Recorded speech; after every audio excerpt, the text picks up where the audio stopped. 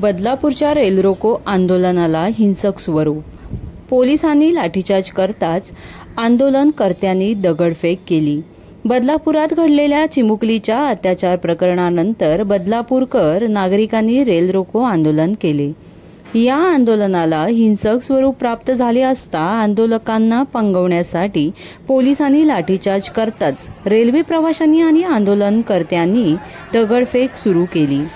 प्रवाशांचा संताप पाहून लाठीचार्ज करणाऱ्या पोलिसांनी माघार घेतली. बदलापूरकरांचा हा रौद्र अवतार पाहून पोलीस देखील आता स्तब्ध झाले आहेत.